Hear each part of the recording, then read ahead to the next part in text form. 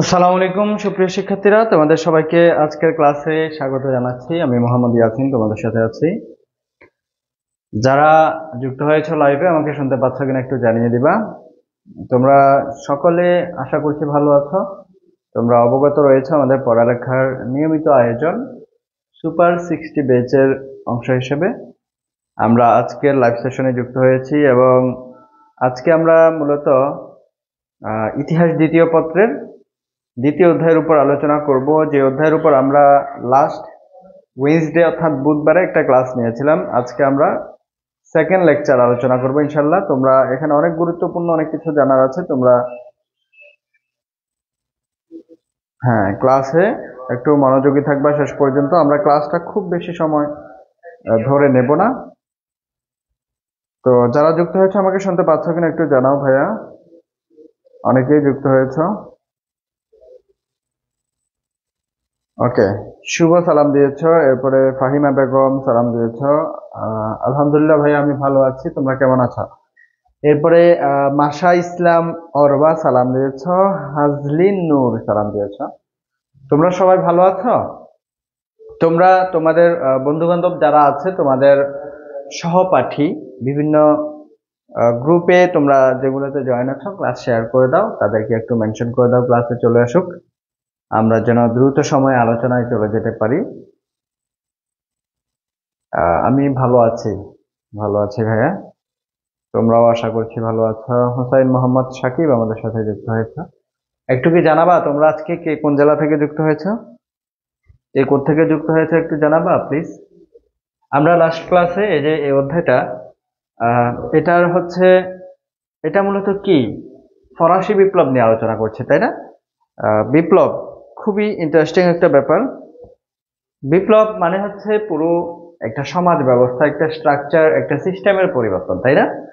অর্থাৎ আমাদের পুরনো যেই সিস্টেম বা ব্যবস্থা সেটাকে একদম পরিপূর্ণভাবে ভেঙে একটা নতুন সিস্টেম গড়ে তোলা, সেটাই হচ্ছে এক ধরনের বিপ্লব। সিরাত আল মুস্তাকিম আমাদের সাথে আছো। আমি আলহামদুলিল্লাহ ভালো আছি। সিরাত আমাদের সাথে কুড়িগ্রাম থেকে দেখছে। হুসাইন মাহমুদ সাকিব আমাদের সাথে আছে লালমনিরহাট থেকে। মাশা ইসলাম অরবা, ঠিক আছে? আমি যে নামগুলা বলছি তোমাদের কারো কোনো নামের বলা ভুল হলে তোমরা সেটা ক্ষমা সুন্দর দৃষ্টিতে দেখবা। ওকে, মাশা ইসলাম অরবা আমাদের সাথে আছে। কোত্থেকে জানি, আচ্ছা তোমার কমেন্ট শো করছে না ভাইয়া। শুভ আমাদের সাথে জামালপুর থেকে আছে। এরপরে আয়ান শেখ যুক্ত হয়েছে। হালিমাতুস সাদিয়া ঠাকুরগাঁ থেকে আমাদেরকে দেখছে, ভেরি গুড হালিমা। সিলেট মৌলভীবাজার থেকে অরবা। ওকে, তোমাদের সকলকে আবারও ক্লাসে স্বাগত জানাচ্ছি। তোমরা তোমাদের বন্ধু বান্ধবদেরকে মেনশন করে দাও, আর ক্লাস অবশ্যই শেয়ার করে রাখবা। তোমাদের সুপার 60 বেচে তোমাদের শেয়ার, তোমাদের অ্যাক্টিভিটিজ এর উপর তোমাদের জন্য পুরস্কার থাকবে। যাই হোক, রাজিন হচ্ছে রাজশাহী থেকে আমাদের সাথে যুক্ত আছে। Very good. আমরা লাস্ট ক্লাসে জেনেছিলাম যে শাকুলেত কারা, এরপরে তোমার হচ্ছে বুর্জুয়া কারা, কিছু গুরুত্বপূর্ণ বিষয় আমরা ভালোভাবে, কৃষক কারা, এবং এই যে ফরাসি বিপ্লবের পূর্বে ফ্রান্সের যে সামাজিক অবস্থা ছিল আমরা সেখানে বলেছি যে সামাজিক অবস্থাটা যদি আমরা বলি, একটু খেয়াল করো সামাজিক অবস্থা। তো সামাজিক অবস্থায় হচ্ছে তোমার দুইটা শ্রেণী ছিল। একটা হচ্ছে অধিকার, মানে যারা অধিকার যুক্ত বা অধিকার যাদের বেশি ছিল, যারা প্রিভিলেজড আমরা যাদেরকে বলি, একটা ছিল প্রিভিলেজড আর একটা হচ্ছে কি আনপ্রিভিলেজড বা অধিকারহীন। কেমন, আমি সংক্ষেপে লিখলাম। এই প্রিভিলেজড সোসাইটি, এদের মধ্যে দুইটা অংশ পড়ে। এক নম্বরে হচ্ছে যাজকরা, এবং এই যাজকদেরকে বলা হতো, আমি এখানে লিখি ফার্স্ট স্টেট। কি বলা হতো? ফার্স্ট স্টেট বা প্রথম শ্রেণী বা সম্প্রদায়। এরপর দুই নম্বরে ছিল তোমার কারা? অভিজাত যারা ছিল তারা, এদেরকে বলা হতো সেকেন্ড স্টেট। এরপরে এই অভিজাত এবং যাজক ছাড়া অন্যান্য সকলকে থার্ড স্টেট বলা হতো। এরা ছিল আনপ্রিভিলেজড, এরা ছিল থার্ড স্টেট। এই থার্ড স্টেটের মধ্যে তোমার কৃষকরা আছে, শ্রমিকরা আছে, বুর্জুয়ারা আছে, বুঝছো? হ্যাঁ, তো এই কৃষক, শ্রমিক, বুর্জুয়া এদের সম্পর্কে আমরা একটু পড়েছি। শাকুলেত শ্রেণী বলতে পারবা কেউ একটু? শাকুলেত কারা? একটু এক শব্দে বা এক কথায় এক বাক্যে উত্তর করো দেখি। তোমাদের পরীক্ষা আসে অনেক সময় কতে যে শাকুলেত কারা, পরীক্ষার মতো করে তোমরা এক কথা এক বাক্যে একটু অ্যান্সারটা দেওয়ার চেষ্টা করো দেখি কে পারো। প্রাচী দে আমাদের সাথে আছো, ভেরি গুড। রিয়াদ হোসাইন সালাম দিয়েছো, ভালো আছি ভাইয়া। এটা হচ্ছে এসকে সানজা, এটা দ্বিতীয় অধ্যায়। কেমন? দ্বিতীয় পত্রের দ্বিতীয় অধ্যায়। অর্থাৎ আমরা লাস্ট ক্লাসে গত বুধবারে যে অধ্যায়ের উপর, যে টপিকের উপর আলোচনা করেছি, আজকে ওই টপিকের উপরই এরপর থেকে যতটুকু পড়িয়েছিলাম এরপর থেকে আলোচনা করছি। বুঝতে পেরেছো আশা করি? ওকে, দেখো যাজক সম্প্রদায়ের অবস্থা সম্পর্কে আমরা জানবো। আমরা যেই আলোচনাগুলো করছি এগুলো সবগুলো হচ্ছে কবের? 1789 সালের পূর্বের। কবের? 1789 সালের পূর্বের। 1789 সালের কথা কেন বলেছি? কারণ 1789 সালেই ফরাসি বিপ্লব হয়েছে। ফরাসি বিপ্লব কত সালে হয়েছে ভাইয়া? 1789 সালে। অর্থাৎ এই বিপ্লব হওয়ার পূর্বে ফ্রান্সের অবস্থা কি ছিল সেটা নিয়ে আমরা একটু জানার চেষ্টা করছি। বাঁশখালী থেকে আমাদের সাথে প্রাচী দেহে আছে। ওকে, তো যাজক সম্প্রদায়ের অবস্থা সম্পর্কে আমরা একটু জানবো। যাজকদেরকে আমরা বলেছিলাম তারা হচ্ছে ফার্স্ট স্টেট, একদম প্রথম শ্রেণী, সবচেয়ে বেশি সুযোগ সুবিধা ভোগী যারা ছিল। এই যাজকদের সংখ্যা ছিল 1789 সালের হিসেব অনুযায়ী 1,20,000। খুব যে বেশি তা না, 1,20,000 ছিল। কত ছিল? এটা একটা ইনফরমেশন অবশ্যই আমরা জানবো, 1,20,000। তবে এই যাজকরা আবার দুই শ্রেণীতে বিভক্ত ছিল, একটা হচ্ছে উচ্চ যাজক আর এক হচ্ছে নিম্ন যাজক। মনে থাকবে ভাইয়া কি বলেছি? উচ্চ যাজক কারা ছিল? যারা হচ্ছে বিশপ, আর্চ বিশপ, অ্যাবাট, কার্ডিনাল, এগুলা হচ্ছে বিভিন্ন পদবি, বুঝছো? ধর্মীয় বিভিন্ন যাজক বা পুরোহিতদের কি পদবি, এরা হচ্ছে উচ্চ পর্যায়ের যাজক ছিল, উচ্চ যাজক যাদেরকে আমরা বলে থাকি। এরপরে নিম্ন যাজক কারা? গ্রামের পাদ্রী যারা ছিল তাদেরকে বলা হতো নিম্ন যাজক। বুঝতে পেরেছো? সাউন্ড ক্লিয়ার না? সাউন্ড ক্লিয়ার না ভাইয়া? বাকিরা একটু বলো তো।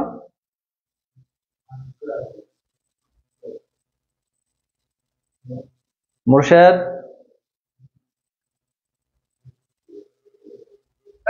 তবে এই যাজকরা আবার দুই শ্রেণীতে বিভক্ত ছিল, একটা হচ্ছে উচ্চ যাজক আর এক হচ্ছে নিম্ন যাজক। মনে থাকবে ভাইয়া কি বলে?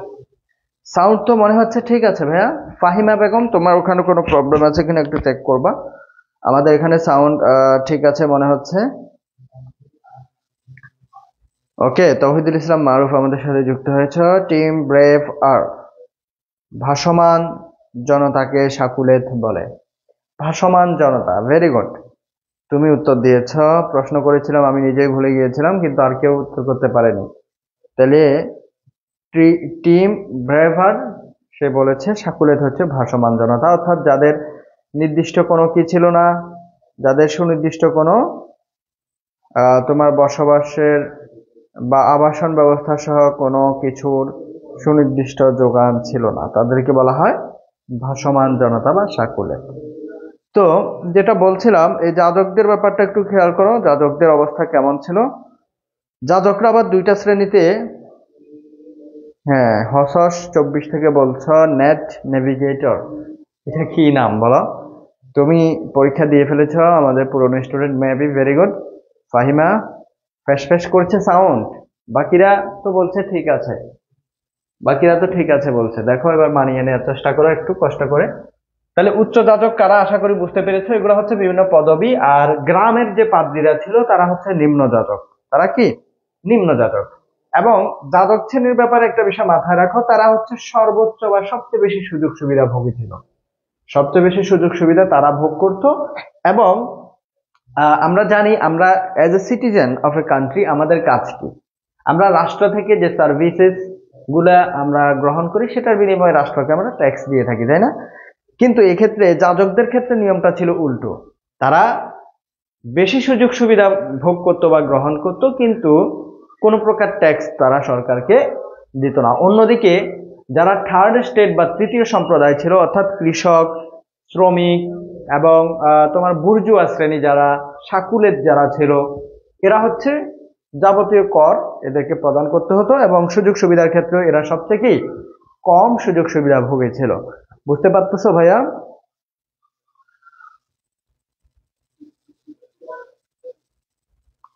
আচ্ছা, team braver, I am just here to cheer you up.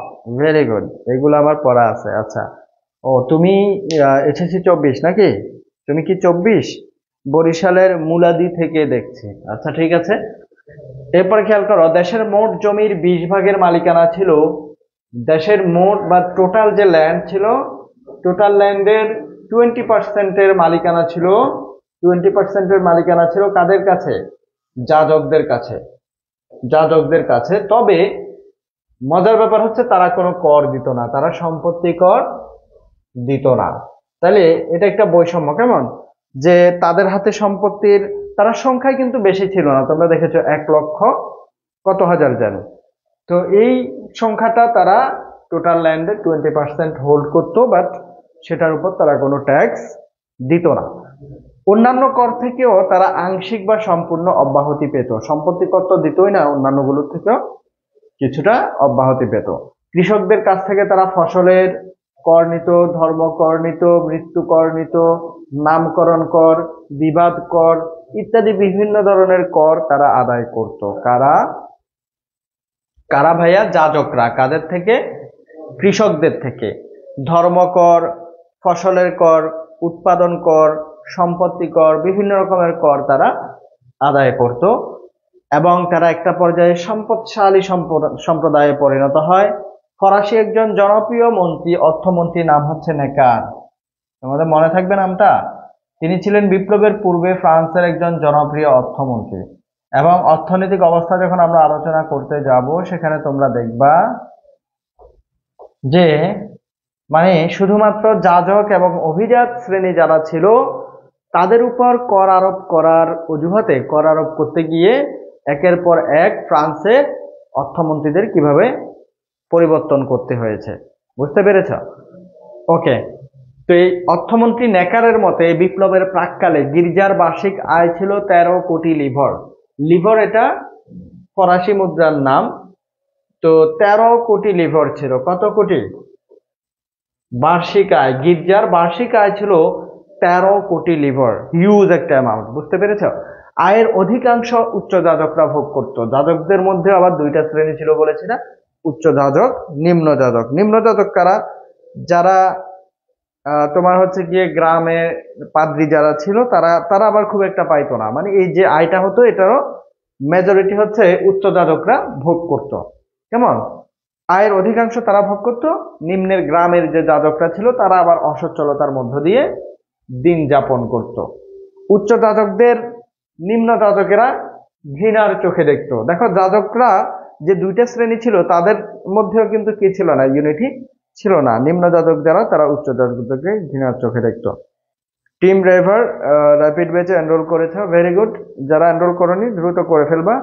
Rapid batch ইনশাল্লাহ আমরা তোমাদের স্পেশালি 25-এ পরীক্ষার্থী যারা তোমাদের জন্য ফুল সাজেশন অ্যান্ড রিভিশনমূলক একটা কোর্স আমরা লঞ্চ করেছি, যেখানে তোমাদের পূর্ণাঙ্গ সিলেবাস, অর্থাৎ তোমাদের সিলেবাস যদি শর্ট সিলেবাস হয় তোমাদের পরীক্ষার সিলেবাস কমপ্লিট করানো হবে। হ্যাঁ, লাইভ ক্লাসের অবশ্যই রুটিন আছে ফাহিমা বেগম, আমাদের পেজের কভার ফটোতে তুমি রুটিনটা পেয়ে যাবা। ওকে, আনোয়ার হোসেন সালাম দিয়েছেন, ওয়ালাইকুম আসসালাম। আচ্ছা, এটা কোন টপিক জিজ্ঞেস করেছে একজন, এটা ইতিহাস দ্বিতীয় পত্রের দ্বিতীয় অধ্যায়, কেমন? ওকে, এরপরে খেয়াল করি আমরা বিপ্লবের সময় এই যে নিম্ন যাজক যারা ছিল, বুঝছো তো, তোমরা তো দেখেছো যে যাজকদের মধ্যে আবার মিলমিশ ছিল না, অর্থাৎ নিম্ন যাজকরা উচ্চ যাজকদেরকে ঘৃণার চোখে দেখতো। তো বিপ্লবের সময় এই নিম্ন যাজকরা আবার উচ্চ যাজকদের বিপক্ষে অবস্থান নেয়, কিন্তু বিপ্লবীদের পক্ষে অবলম্বন করে। তাহলে দেখো অবস্থাটা কি দাঁড়ালো তোমার। এক্স্যাক্টলি বিপ্লবটা হয়েছে কার বিরুদ্ধে? বিপ্লবটা হয়েছে যাজক এবং অভিজাতদের বিরুদ্ধে। সরকার তো অবশ্যই আছে, বিপ্লবের পূর্বে যে ফরাসি সরকার ছিল, তবে এই সরকারের সাথে আরো দুইটা অংশ যুক্ত হবে, তারা কারা? যাজক এবং অভিজাত। তো এই দুইটা, অর্থাৎ এই টোটাল এই স্টেক হোল্ডার যারা এই গোষ্ঠীটার বিরুদ্ধে বিপ্লবটা হয়েছে। তবে এখানে যাজকদের বিরুদ্ধে যে হয়েছে, দেখো যাজকদের আবার নিম্ন যাজক যারা ছিল তারাও কিন্তু আবার কাদের সাথে যুক্ত হয়েছে? এসে বিপ্লবীদের সাথে, তাই না? তো ওভারঅল যারাই বঞ্চিত, যারাই অধিকারহীন ছিল, তারা সবাই এসে বিপ্লবীদের দলে যুক্ত হয়েছিল, বিপ্লবীদের দলে ভিড়েছিল। ওকে, এবার আসো অভিজাত সম্প্রদায় সম্পর্কে আমরা জানবো, যেটার কথা আমরা বারবার বলছি। অভিজাতের অন্তর্ভুক্ত কারা ছিল? দ্বিতীয় সম্প্রদায় বা সেকেন্ড স্টেট যেটাকে বলছি, সেটা একটু খেয়াল করো। দেখো, এই অভিজাত সম্প্রদায় তারা ছিল দ্বিতীয় সম্প্রদায়, এবং তারা বিশেষ অধিকারভোগী শ্রেণী ছিল। তারা হচ্ছে অভিজাত নামে অসিধারী অভিজাত নামেও পরিচিত ছিল। অসিধারী মানে কি?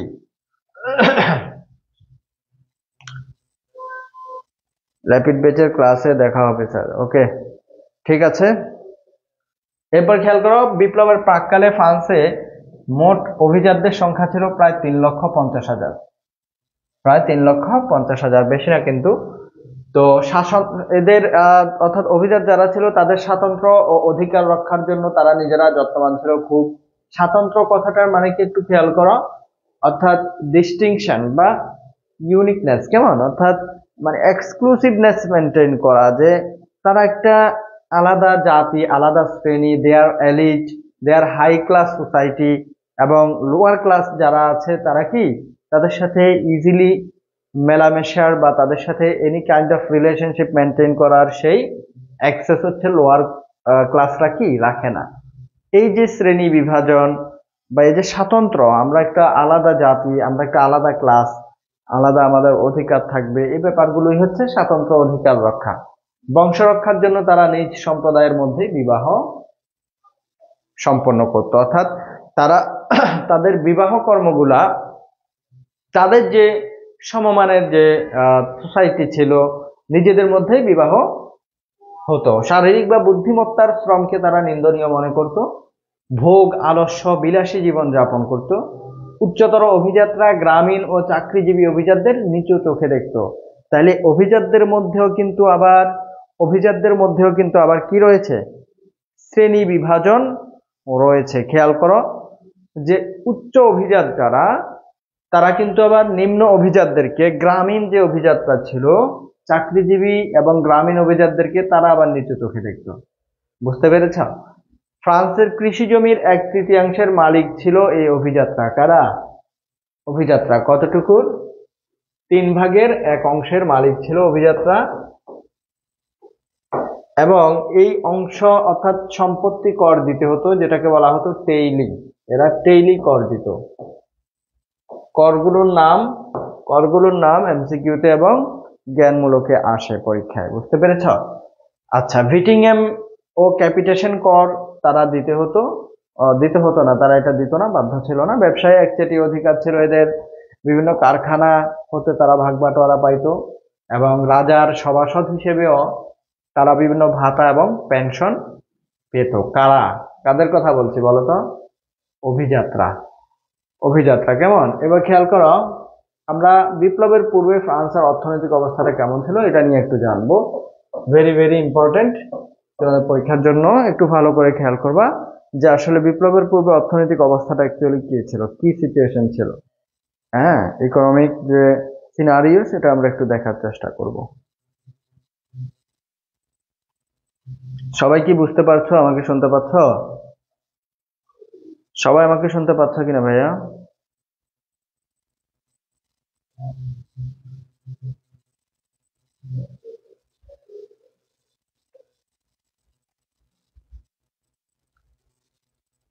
ওকে, ঠিক আছে।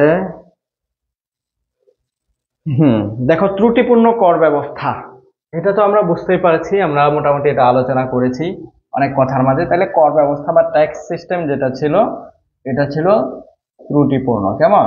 কিভাবে ত্রুটিপূর্ণ? কারণ দেখো, যাজক ও অভিজাত শ্রেণীকে কোনো প্রকার কর দিতে হতো না।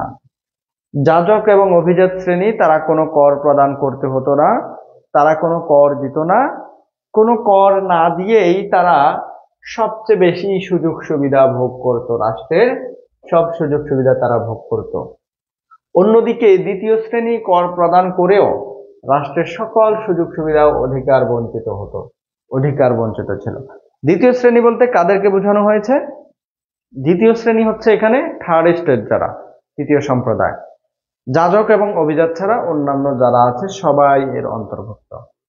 বুঝতে পেরেছ? খুবই সহজ কথা, যে যাজক এবং অভিজাত শ্রেণী তারা কর দিত না, কিন্তু রাষ্ট্রের বেশিরভাগ সুযোগ সুবিধা ভোগ করত।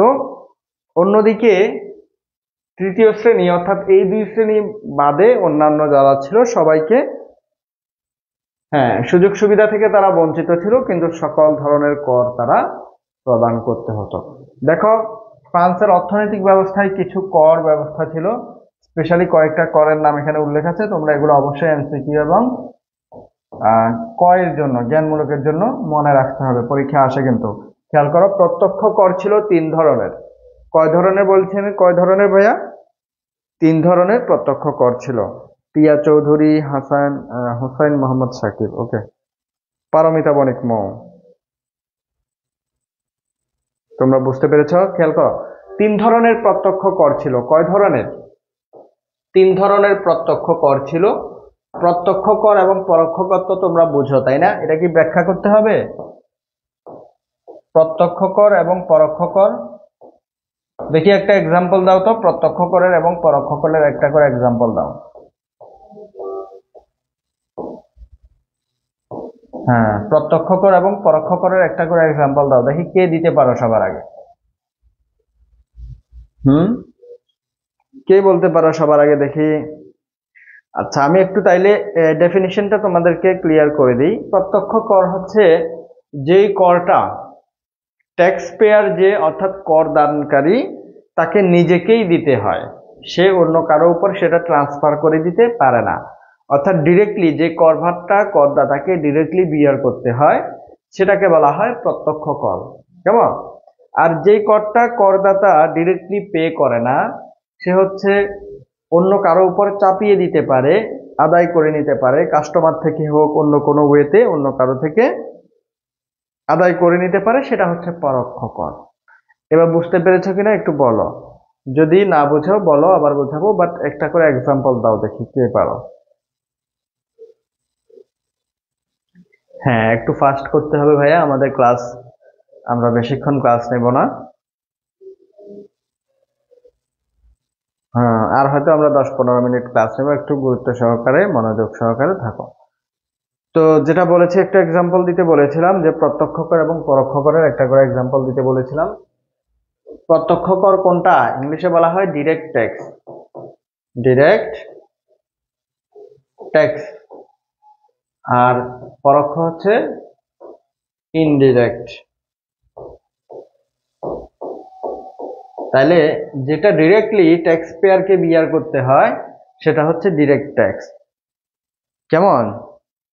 আচ্ছা, ফাহিমা বেগম একটা উদাহরণ দিয়েছ, আয়কর। Very good. আয়কর অবশ্যই একটা ডিরেক্ট ট্যাক্স বা প্রত্যক্ষ কর। কোনো কিছু কিনলে যেটা দিতে হয়, অর্থাৎ ভ্যাট আর কি। কেমন? ভ্যাট, সেটা হচ্ছে পরোক্ষ কর। ভেরি গুড ফাহিমা, তোমার উত্তর হয়েছে, ওকে অসংখ্য ধন্যবাদ। তো ভ্যাট এটার পূর্ণরূপ হচ্ছে ভ্যালু অ্যাডেড ট্যাক্স। এটা অ্যাকচুয়ালি কিরকম? ধরো একটা কোম্পানির উপর, সাপোজ একটা কাপড়ের দোকান বা কোম্পানির উপর হচ্ছে গভর্নমেন্ট 10% কি করলো, ট্যাক্স থেকে 12% করে দিল, অর্থাৎ 2% বাড়িয়ে দিল। তখন আলটিমেটলি এই করটা কিন্তু সেই কোম্পানি বা সেই প্রতিষ্ঠান বিয়ার করে না, ঠিক আছে? সে কি করে জানো? সে হচ্ছে যেখানে যে পণ্যটার দাম ছিল সাপোজ আগে 100 টাকা, সেটাকে সে 110 টাকা করে দিল। তাইলে কাপড়টা কিনতেছে কে? তুমি, আমি, কাস্টমাররা, তাই না? তো আলটিমেটলি করটা পে করতেছে কে? ট্যাক্সটা পে করছি কিন্তু আমরা। অর্থাৎ সে চাইলেই সেই ট্যাক্সের যে ভারটা সেটা অন্যের উপর দিয়ে দিতে পারছে। এটাকে বলা হয় ইনডিরেক্ট বা পরোক্ষ কর। এটা কি? পরোক্ষ কর। আর যে ট্যাক্সটা, যেমন তোমার ইনকামের উপর যে ট্যাক্স, তুমি সাপোজ 5 লক্ষ টাকা ইনকাম করলে তোমাকে এই হারে কর দিতে হবে সরকার বললো, বা বললো যে তোমার ইনকাম যদি 11 লক্ষের উপরে হয় তোমার ট্যাক্স হার হবে এটা। বাংলাদেশে একটা ট্যাক্স কি আছে, ব্র্যাকেট আছে, যে কত থেকে কত টাকা ইনকাম করলে কত ট্যাক্স দিতে হয়, বুঝছো? যেমন হচ্ছে কি তোমার মনে হয় 0 থেকে 3 লাখ পর্যন্ত যাদের ইনকাম তাদেরকে কোনো ট্যাক্স মনে হয় দিতে হয় না। এরপর হচ্ছে তোমার 4 থেকে নিয়ে 7 লাখ পর্যন্ত যাদের, তাদেরকে 10% দিতে হয়। 7 থেকে 11 লাখ যাদের, তাদেরকে দিতে হয় 15%। 11 থেকে নিয়ে মনে হয় 16 পর্যন্ত 20%। এরপরে 16-এর উপরে যাদের ইনকাম তাদেরকে ট্যাক্স দিতে হয় 25%। এটা কিছুটা এদিক সেদিক হইতে পারে, I am not sure fully, but এরকমই। তো এই যে ইনকাম ট্যাক্সের যে এক্সাম্পলটা তোমরা দিলা বা বললা, এটা হচ্ছে ডিরেক্ট ট্যাক্স। এখন আসো আমরা ফ্রান্সের সেই ট্যাক্স ব্যবস্থায় ফিরে যাই। একটু খেয়াল করো, 3 ধরনের প্রত্যক্ষ কর ছিল। কয় ধরনের? 3 ধরনের। এক নম্বরে হচ্ছে টেইলি। টেইলি হচ্ছে ভূমিকর বা সম্পত্তি কর। ভূমিকর অর্থাৎ ল্যান্ড ট্যাক্স, ল্যান্ড ট্যাক্স বা প্রপার্টি ট্যাক্স, বুঝছো?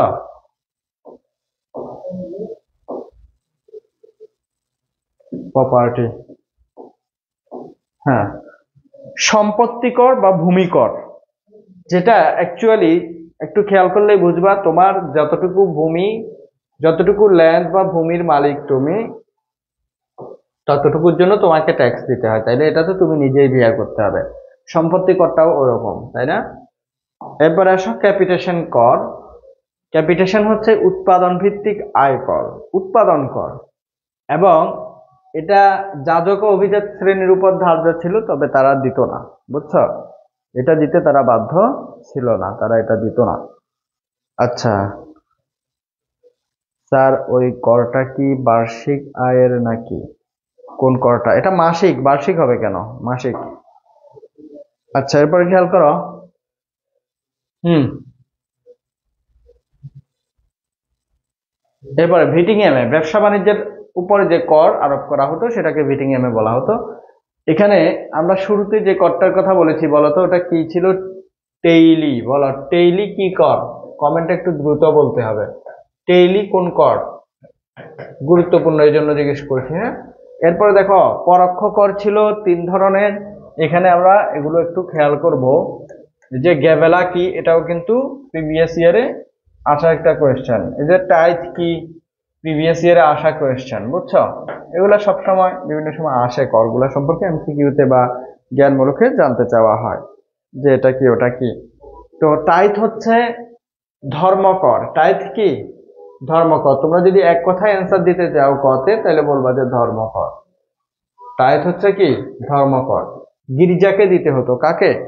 গির্জাকে বা যাজকদেরকে দিতে হতো ধর্মকর। এরপরে গ্যাবেলা হচ্ছে লবণ কর। গ্যাবেলা কি? গ্যাবেলা লবণ কর। কেমন? জিজ্ঞেস করেছিলাম টেইলি কি? কই কেউ তো উত্তর দিলে না এখনো পর্যন্ত, তাড়াতাড়ি। এরপরে এইডস কর, মাদক দ্রব্যের উপর যে কর আরোপ করা হয়েছিল সেটাকে বলা হয় এইডস কর। আচ্ছা, এরপরে খেয়াল করো, এটা গেল ত্রুটিপূর্ণ অর্থনৈতিক ব্যবস্থা সম্পর্কে। দ্বিতীয়তে আসো সরকারি অমিতব্যয়িতা। আমরা আলোচনা করছি বিপ্লবের পূর্বে ফ্রান্সের অর্থনৈতিক অবস্থা কেমন ছিল সেটা নিয়ে। তাহলে একটা পয়েন্ট আমরা জানলাম যে ট্যাক্স ব্যবস্থা ছিল ত্রুটিপূর্ণ, কর ব্যবস্থা ছিল কেমন? ত্রুটিপূর্ণ। আরেকটা বিষয় এখানে দেখো, সরকারের অমিতব্যয়িতা, অর্থাৎ সরকার ব্যয়ের ক্ষেত্রে সরকার রেশনাল ছিল না। সরকার কি ছিল না? রেশনাল ছিল না, অপচয় করত, অমিতব্যয়ী ছিল। রাজ পরিবারের অমিতব্যয়িতা, অহেতুক কর্মচারী রাখা, অহেতুক কর্মকর্তার পদ সৃষ্টি করা এবং অনর্থক যুদ্ধে জড়ানো, এগুলা ছিল ব্যয়ের মানে একেবারে অহেতুক খাত, ঋণের ভারে জর্জরিত করে ফেলে যেগুলো ফ্রান্সকে। 1788 সালে তখন ফ্রান্সের অবস্থা এমন হয় যে মোট আয়ের 75% হচ্ছে ঋণ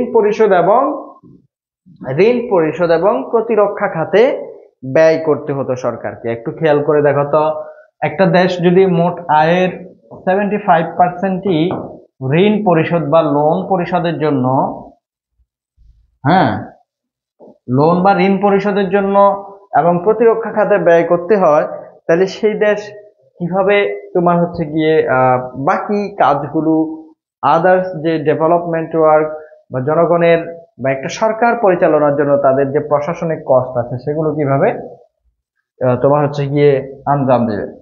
তো আমেরিকার স্বাধীনতার জন্য 100 কোটি লিভার ঋণ গ্রহণ করেছিল ফ্রান্স, বুঝছো? অর্থাৎ বিভিন্ন যুদ্ধে যে জড়িয়ে পড়েছিল, আমেরিকার স্বাধীনতা যুদ্ধ সহ আশপাশের কিছু যুদ্ধে তারা জড়িয়ে পড়েছিল। ভার্সাইয়ের রাজসভায় নিয়োজিত, ভার্সাই নগরী অত্যন্ত জনপ্রিয় একটা নগরী, তোমরা নাম শুনেছ কেউ আগে? ফ্রান্সের ভার্সাই নগরী। এই ভার্সাই রাজসভায় নিয়োজিত 18,000 কর্মচারীর মধ্যে 16,000 কর্মচারী কেবল রাজপ্রাসাদের কাজের জন্যই নিয়োজিত ছিল। খেয়াল করেছ? মানে অহেতুক কর্মচারী নিয়োগ করা, অহেতুক কর্মচারীর পদ সৃষ্টি করা এবং শাসক যারা ছিল তাদের অতিমাত্রায় ভোগবিলাস।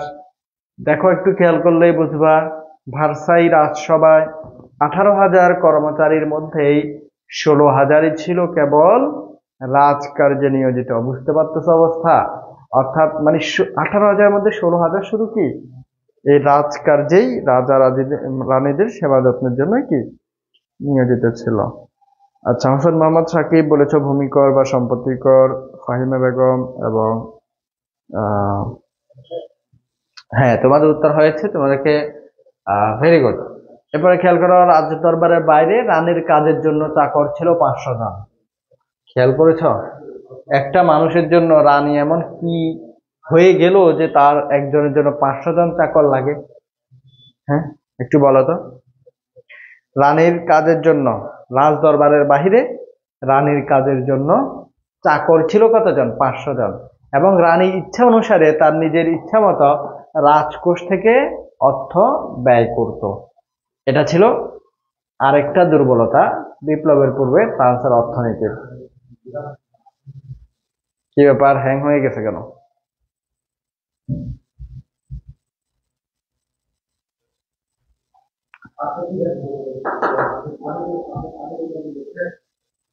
হ্যাঁ, তোমরা বুঝতে পেরেছো কিনা আমাকে একটু বলো তো। এটা দিন নড়ে চড়ে না, কি ব্যাপার এটা?